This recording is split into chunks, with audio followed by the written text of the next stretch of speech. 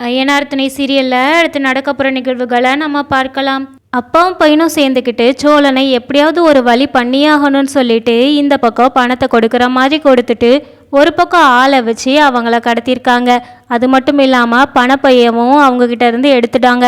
இது எதுவுமே தெரியாமல் சோழன் நீங்கள்லாம் யாருடா யாருடா உங்களை அனுப்பி வச்சான்னு சொல்லிட்டு ரொம்பவே கத்திக்கிட்டு இருக்காங்க. இதை பார்த்ததுமே அடியாட்கள் அவன் வாயை மூடுறான்னு சொல்லிட்டு வாயும் சேர்த்து கட்டி போடுறாங்க. இதை சோழன் கொஞ்சம் கூட எதிர்பார்க்கல. அவங்க நம்மளை யாராவது காப்பாற்ற வருவாங்களான்ங்கிற மாதிரி ரொம்பவே கஷ்டப்பட்டுட்டு இருக்காங்க. இது எதுவுமே தெரியாமல் நிலா இந்த பக்கம் அப்பாப்பியாக இருக்கும்போது அதை எப்படியாவது நம்ம யூஸ் பண்ணிக்கணும்னு சொல்லிட்டு தாஸ் ரொம்பவே சென்டிமெண்ட்டாக பேச ஆரம்பிக்கிறாங்க.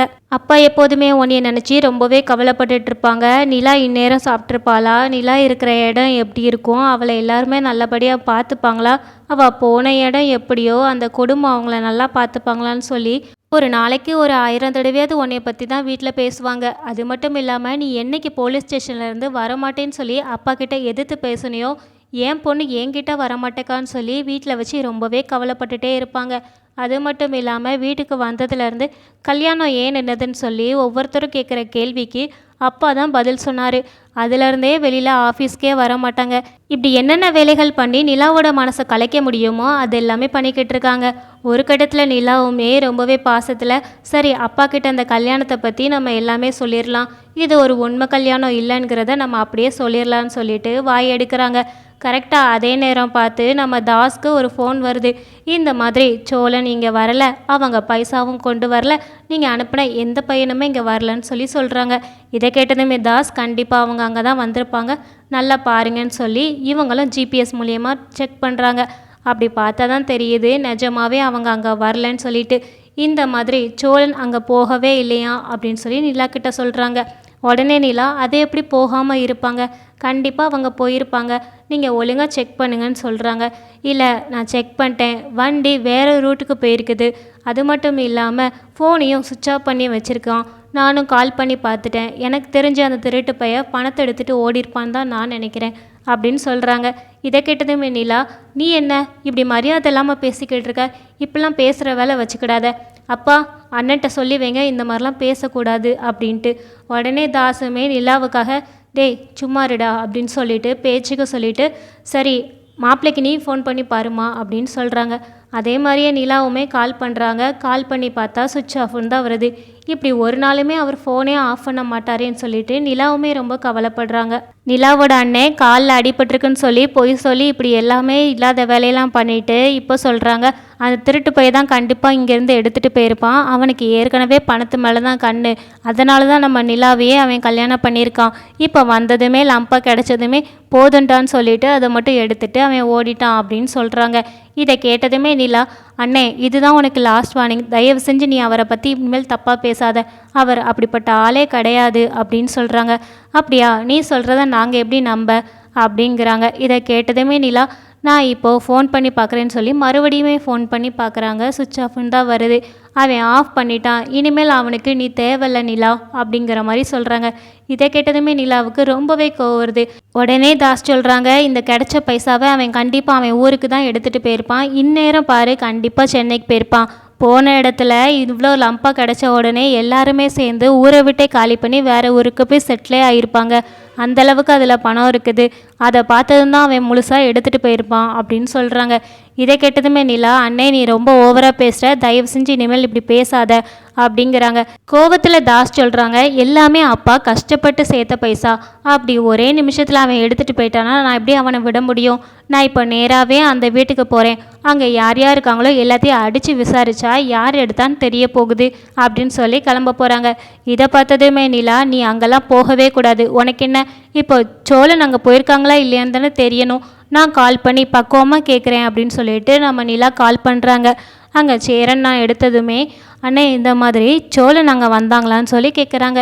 என்னப்பா நீ இப்படி கேட்குற, அவன் எப்படி இங்கே வருவான், நீங்கள் 2 பேரும் சேர்ந்து தானே மாப்பிள்ளை விருந்துக்குன்னு சொல்லி போயிருக்கீங்க, அவன் இங்கே வரதா இருந்தால் ஒன்று உன் கூட தானே வந்திருக்கணும், இல்லைனா உன் கூட ஏதாவது சண்டை போட்டானா அப்படின்னு சொல்லிட்டு ரொம்பவே நார்மலாக தான் கேட்குறாங்க.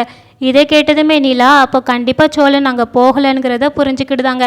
உடனே வந்து தாஸ்கிட்ட சொல்கிறாங்க, எனக்கு தெரிஞ்ச சோழன் போன வண்டிக்கு ஏதாவது ஆக்சிடெண்ட் ஆகிருக்கும், இல்லைன்னா அவருக்கு ஏதாவது ஆபத்து ஆயிருக்குமோன்னு பயமாக இருக்குது. அவர் அப்படி பண்ணக்கூடிய ஆளே கிடையாது அப்படின்னு சொல்லிட்டு மறுபடியுமே ஸ்ட்ராங்காக சொல்கிறாங்க. இதை கேட்டதுமே நிலாவோட அம்மா, ஏய் என்னடி நீ ரொம்ப ஓவராக பண்ணிகிட்ருக்க, இப்படி எல்லாருமே சொல்கிறாங்க, உன் அப்பா சொல்கிறாங்க, அதை கூட நீ நம்ப மாட்டேங்கிற அப்படின்னு சொல்லிட்டு எல்லாருமே கேள்வி மேலே கேள்வி கேட்குறாங்க. அதுக்கு நிலா சொல்கிறாங்க, எனக்கு தெரியும், அங்கே நான் 4 மாதம் இருந்தாலுமே அங்கே எல்லாருமே எப்படிங்கிறது எனக்கு நல்லாவே புரியும். அவங்க பெருசாக பணங்காசுக்கு ஆசைப்படுற குடும்பமே கிடையாதுப்பா அப்படின்னு சொல்கிறாங்க. இதை கேட்டதுமே மனோகர், தாஸ், அதுக்கப்புறம் நிலாவோட அம்மா 3 பேருமே தனியாக பேசும்போது, இவன் என்னடா இந்த குடும்பத்துக்கு இவ்வளோ சப்போர்ட் பண்ணிக்கிட்டு இருக்கா, நம்ம எல்லாருமே மாறி மாறி சொன்னால் கூட இவன் நம்பவே மாட்டுக்காளே அப்படின்னு சொல்லி பேசிக்கிட்டு இருக்காங்க. இது ஒரு பக்கம் நடக்க நம்ம சேரனை காட்டுறாங்க. அவங்க ரொம்பவே குழப்பமாக இருக்கிறாங்க. அது எப்படி மாப்பிள்ளை விருந்துக்கு அவங்க 2 பேர் தான் போனாங்க, அப்புறம் சோழனங்கன்னு சொல்லிட்டு நிலா இப்படி கால் பண்ணுறாங்களே, என்னவா இருக்கும் அப்படின்னு சொல்லிட்டு ரொம்பவே கன்ஃபியூஷனாக யோசனை பண்ணிக்கிட்டு இருக்காங்க. இதை கவனித்த பாண்டியனும் பல்லவனும் கிட்ட வந்து கேட்குறாங்க, ஏன்னா நீ இப்படி ஒரு மாதிரி இருக்க, என்ன ஆச்சு அப்படின்னு சொல்லி கேட்குறாங்க. உடனே நம்ம சேரன் சொல்கிறாங்க, இந்த மாதிரி நிலா கால் பண்ணா சோழன் இங்கே வந்தானான்னு சொல்லி கேட்குறாங்க. எனக்கு அதான் காலையிலே கால் பண்ணி எதுக்கு இந்த மாதிரி கேட்கணும்னு சொல்லி ரொம்பவே யோசனை ஆயிடுச்சு அப்படின்னு சொல்கிறாங்க. ஏன்னே இதில் என்ன இருக்குது, ஏதாவது வேலை விஷயமும் வந்திருப்பானா இருக்கும் அப்படிங்கிறாங்க. இல்லைடா, அவங்க பேச்சில் கொஞ்சம் பதட்டமும் தெரிஞ்சது, பயமும் தெரிஞ்சது, அதனால தான் நான் கேட்குறேன், எனக்கு ஒரே யோசனையாகவே இருக்குது அப்படின்னு சொல்கிறாங்க சேரன். இதை கேட்டதுமே பாண்டியனுக்கு அவங்க நினச்ச விஷயங்கள் சொல்லணுமா வேண்டாமான்னு சொல்லி யோசிக்கிறாங்க. அதை கவனித்த சேரன், பாண்டியா அண்ணங்கிட்ட ஏதாவது மறைக்கிறியா, உன்னைய பார்த்தா அப்படி தான் தெரியுது, தயவு செஞ்சு என்ன இருக்கோ அதை சொல்லுடா, சோழன் எதுவும் இங்கே வந்தானான்னு சொல்லி கேட்குறாங்க. உடனே பாண்டியன், அவன் இங்கே வந்ததும் அவன் ஃபோன் எடுக்காததும் எனக்கு எதுவுமே தெரியாது அண்ணே, ஆனா அப்படின்னு சொல்லிட்டு இழுக்கிறாங்க.